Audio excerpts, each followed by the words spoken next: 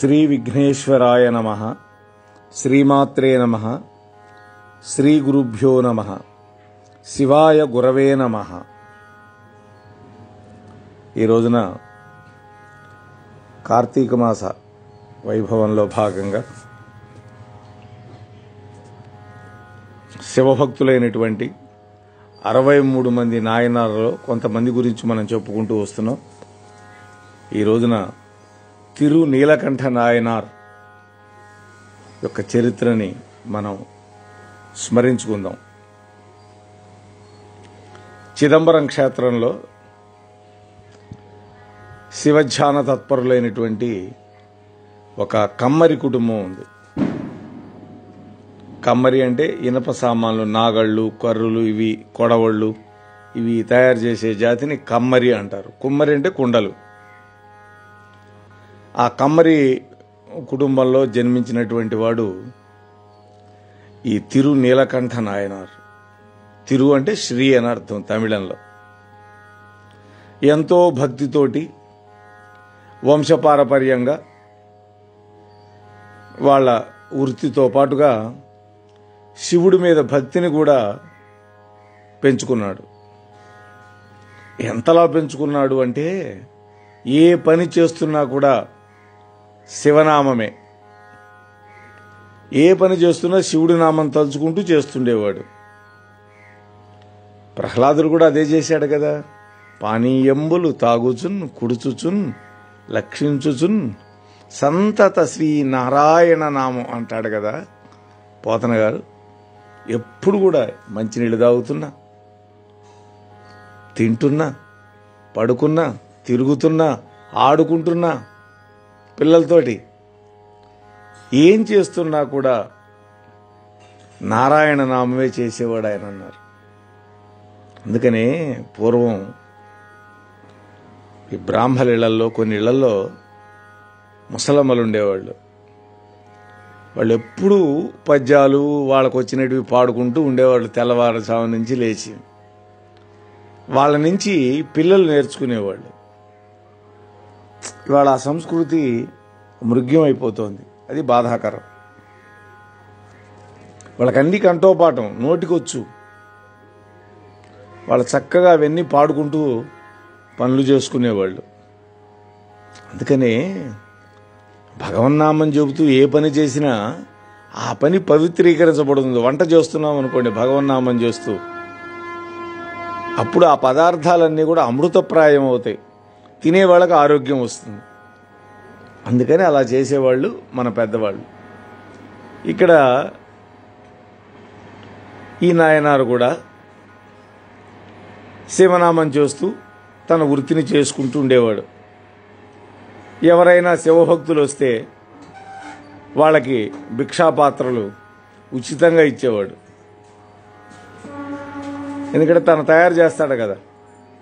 అదే కాకుండా వీలు చిక్కినప్పుడల్లా మంచి పనులు చేస్తూ అందరిలో శివుడున్నాడు అంటూ భక్తి మార్గంలో తిరిగేవాడు. ఎంతటి వాడైనా సరే కలిపురుషుడు ముందు నిలబడటం కష్టం కదా. ఎందుకని కాలం అటువంటిది. ధర్మం కేవలం ఒక్క పాదంతోనే నడుస్తుంది కలియుగంలో. అందువల్ల ఈ యుగంలో మంచివాడుగా ఉండటం కూడా చాలా చాలా కష్టం.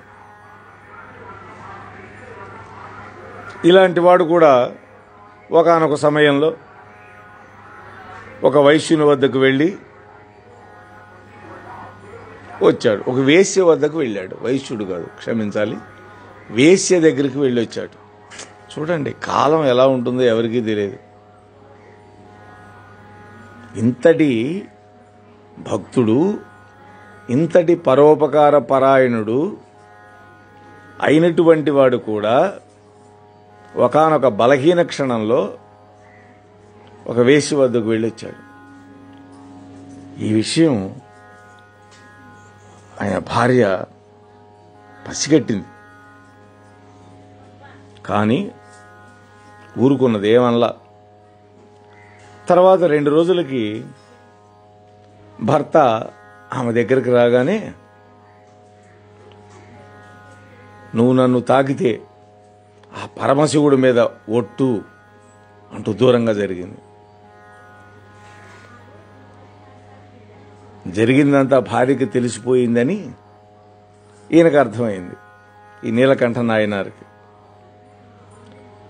వెంటనే ఆయన, ఇకపై నిన్నే కాదు ఏ ఆడదాన్ని కూడా నా జీవితంలో ముట్టుకోను, ఇది శివుడి మీద నేను ఒట్టు పెడుతున్నాను అని ప్రమాణం చేశాడు. అలాగే ఉంటూ ఉన్నాడు. అంటే తన తప్పు తెలుసుకున్నాడు. ఇంట్లో భార్య ఉన్నా కూడా వేశ్యా సంపర్కానికి ఎప్పుడైతే వెళ్ళాడో భార్య అది తెలిసి ఎంత మనస్తాపం చెంది ఉంటుందో అర్థం చేసుకున్నాడు. అందుకని ఇటువంటి ఘోరమైన ప్రతిజ్ఞ చేశాడు. వీళ్ళు ఇలా ఉంటూ ఉండగానే కాలం ఊరుకుంటుందా? కాలక్రమంగా వీళ్ళు వృద్ధులైపోయినారు. అది మొదలు వాళ్ళిద్దరూ ఒకళ్ళనొకడు తాక్కోలా. వీళ్ళ యొక్క ఇద్దరి భక్తికి పరమేశ్వరుడు మెచ్చుకున్నాడు. భక్తులకు ఎప్పుడు పరీక్ష పెడుతుంటాడు భగవానుడు. ఎందుకని? ఆ భక్తుల యొక్క కీర్తిని లోకమంతా చాటాలి అని ఆయన అనుకుంటాడు. అంతే తప్ప కష్టపెట్టాలని కాదు. అక్కడ ఇప్పుడు బంగారం ఉంది, ఆ బంగారంలో వేరే కల్తీ మురికి ఉన్నది. అప్పుడు ఏం చేస్తాడు బంగారం పని చేసేవాడు? ఆ బంగారాన్ని బాగా కొలివిలో పెట్టి కాల్చి సాగొడతాడు. ఆ కాల్చినప్పుడు అందులో ఉన్నటువంటి మలినాలు పోతాయి. ఇక్కడ కూడా భక్తుడు నిగ్గుదేలాలంటే భగవంతుడు పెట్టే పరీక్షలో నెగ్గాలి. అందుకని పరీక్ష పెడతాడు. సరే, శివుడు సన్యాసి వేషం వేసుకొని ఈ తిరు నీలకంఠ నాయనారు ఉండే దగ్గరికి వచ్చాడు. వచ్చి వీళ్ళ ఇంటికి వచ్చాడు. అయ్యా, నేను తీర్థయాత్రలకి వెళుతున్నాను, ఇదిగో ఇది నా భిక్షాపాత్ర, ఇది చాలా విలువైంది నా దృష్టిలో, దీన్ని మీ దగ్గర జాగ్రత్తగా దాచిపెట్టండి. ఇది కేవలం భిక్షాపాత్ర అనుకునేరు, ఇది అక్షయ పాత్ర. ఏది కావాలంటే అది ఇస్తుంది అక్షయ పాత్ర. దాంట్లో వేసిన పదార్థం అక్షయంగా ఉంటుంది, అంటే తరగకుండా ఉంటుంది. అందుకని దీన్ని జాగ్రత్తగా దాచిపెట్టండి అని చెప్పి కొన్ని మాసాల తర్వాత తిరిగి వచ్చాడు. ఆయనకి అతిథి మర్యాదలు చేశాడు ఈ నీలకంఠుడు. ఆయన కూడా ఆనందించాడు. నాయనా నీలకంఠ, ఇక నేను బయలుదేరాలి, నా భిక్షాపాత్ర నాకు ఇప్పిస్తే నేను వెళ్ళిపోతానన్నాడు. ఈయన సరేనని నీలకంఠుడు లోపలికి వెళ్ళి చూశాడు. ఆయన పెట్టిన చోట అది లేదు. జాగ్రత్తగా పెట్టాడు, భద్రంగా దాచిపెట్టాడు, కానీ తాను దాచిపెట్టిన ప్రదేశంలో అది లేదు. ఇల్లంతా వెతికాడు, అయినా భిక్షాపాత్ర దొరకల. అప్పుడు ఆ నీలకంఠుడు భయపడిపోయినాడు. గజగజ వణుకుతూ ఆ సన్యాసి పాదాల మీద పడి, స్వామి క్షమించండి, మీ పాత్రని జాగ్రత్తగా పెట్టాను, మీరెంతో భద్రంగా పెట్టమన్నారు, నేను భద్రంగా పెట్టాను, దానికన్నా విలువైన భిక్షాపాత్ర ఇంకోటి ఇస్తాను అన్నాడు. దాంతో సన్యాసి కోపం వచ్చింది. నువ్వు దొంగవి, మోసగారివి అని తిట్టడం మొదలుపెట్టాడు. అది అక్షయ పాత్రను తెలుసుకొని దాన్ని కాజేసి పనికిరాని పాత్ర నాకు ఇస్తానంటావా?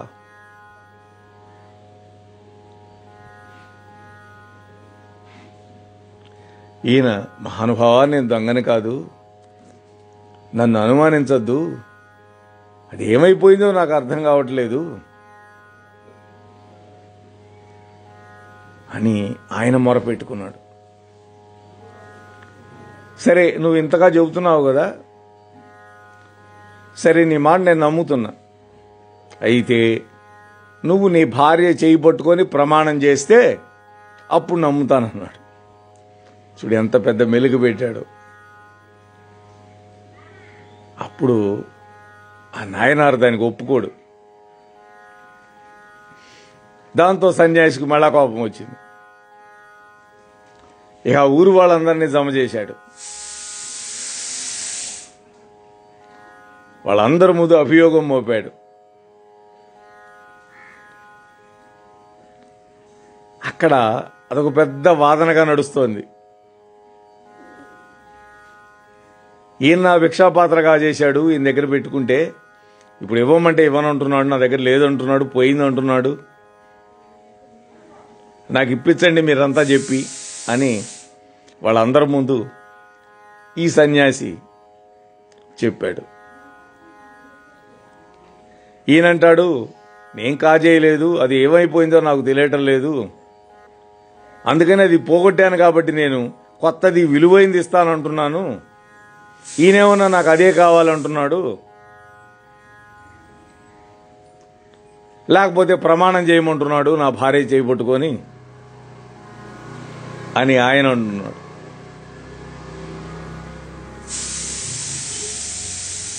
ఇక్కడ ఏమైంది? సంకటం ఏర్పడింది. ఆ నీలకంఠుడి దగ్గర ఆ సన్యాసి పెట్టిన పాత్ర లేదు, మాయమైంది. కొత్తది ఇస్తానంటే వద్దంటున్నాడు. పోనీ ప్రమాణం చేద్దామంటే ఒట్టు పెట్టాడు శివుడి మీద, ఆమెను ముట్టుకోనన్నాడు, ఆమె ముట్టుకోవద్దన్నది, అందుకని ప్రమాణం చేయటానికి సాధ్యం కాదు. అప్పుడు ఒక ఆలోచన చేశాడు. ఒక కర్ర తెచ్చి ఆ కర్రకి అటొకళ్ళు ఇటొకళ్ళు పట్టుకొని ప్రమాణం చేస్తా అన్నాడు. అంటే ఆమెను పట్టుకున్నట్టు కాదుగా. దానికి ఆ సన్యాసి ఒప్పుకోలే. చివరికి న్యాయస్థానంలో అధికారులు కూడా నువ్వెందుకు ప్రమాణం చేయనంటున్నావు అని ఆ గ్రామాధికారి అడిగాడు. అప్పుడు జరిగిందంతా చెప్పాడు. అయ్యా, ఇదయ్యా కారణం, నేను నా శివుడి మీద ప్రతిజ్ఞ చేశాను, ఆనాటి నుండి నేను చేసిన తప్పు తెలుసుకొని ఏ స్త్రీని తాకనని నేను ఒట్టు పెట్టుకున్నాను, ఇదే కారణం తప్ప ఇంకా వేరే కారణం ఏం లేదు అన్నాడు. సరే, అప్పుడు సన్యాసి ఒప్పుకున్నాడు. సరే, కర్రకి అటోకళ్ళు ఇటోకళ్ళు పట్టుకొని ఈ చెరువులో 3 సార్లు మునిగి చెప్పండి అన్నాడు.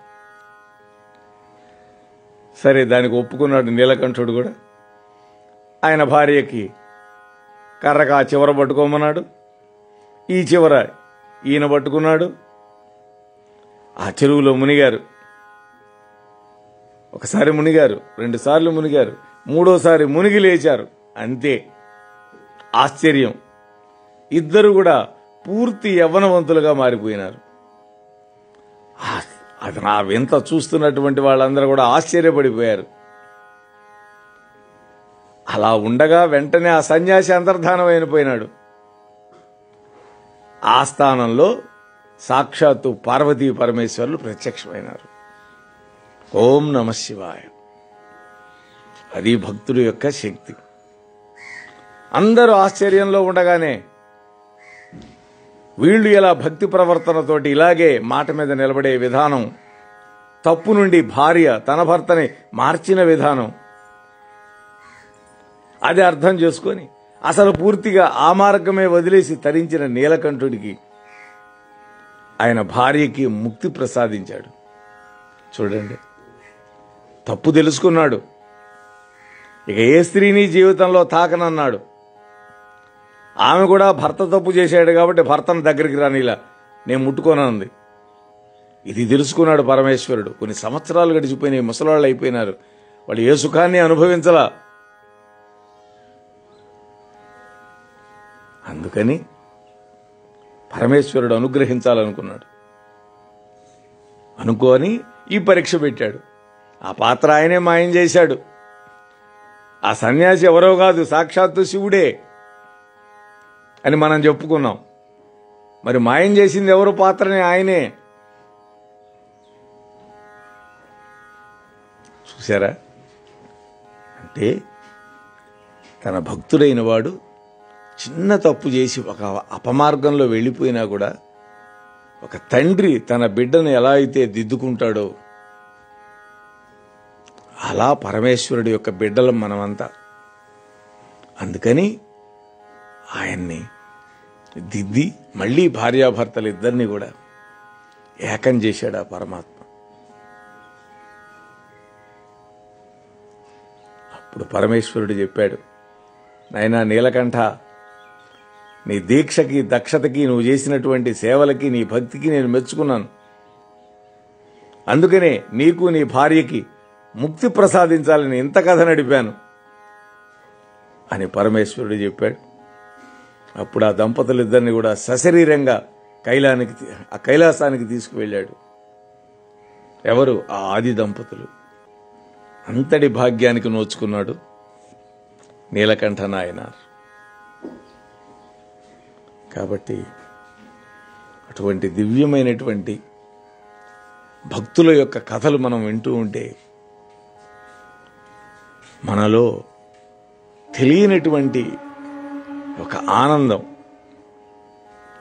ఒక అద్భుతమైనటువంటి భావన మన మనస్సుల్లో కదులుతుంది.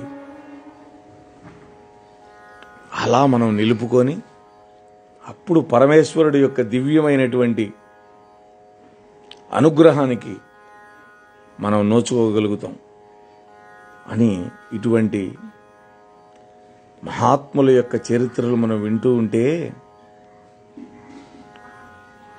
మన మనస్సుకి అంత ఆనందం కలుగుతుంది.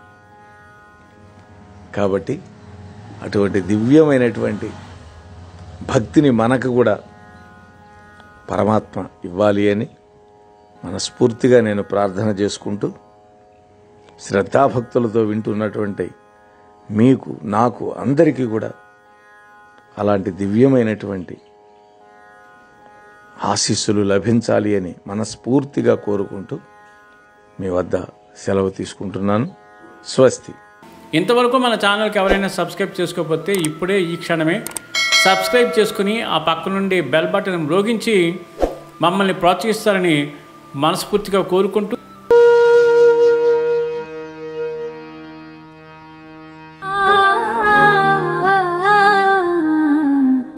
మోహనవా